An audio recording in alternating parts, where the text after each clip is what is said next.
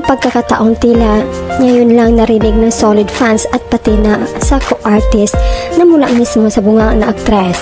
Sa naganap na ASAP Vancouver, nagsisigawan ang mga audience na marinig ang kinanta ni Kim Chiu. Ang ilang linya sa kantang pinamagatan, maging sino ka man.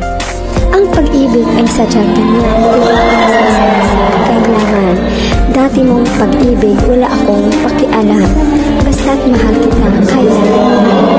Agad naman nag-react si Vice Ganda sa kanta ng aktres. O Paolo, wala daw siyang pakialam. Tawag mula sa mga manonood. Ito, cheka, nilb naman netizen. Kemi lang sa kalam ay ang Kim Pao syempre a very simple way of showing how Kim really love Paolo Avellino. Wala akong pakialam sa nakaraan mong pag-ibig. Tiwala sa isa't isa ay kailangan. Di rin niya kailangan ang bilyonaryong manliligaw. Kailangan niya ay gentleman and honest.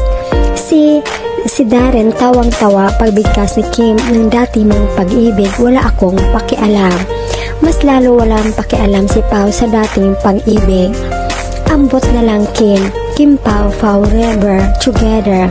Manifest also about them. Bagay na bagay ang kanta kay Kim. Bunot na bunot ang baby girl ni Paugi. Tama, Paolo, wala daw siyang pakialam sa dati mong pag-ibig. At nakaraan, mamahalin ka niya maging sino ka man. Kaya umayos ka, wag mo nang pakawalan si Kemi. Yan dapat Kim ipaglaban. Wala na daw siyang pakialam, correct. The best ang grupo ng Showtime. Suporta sa Kim Pao, man local man o international. God bless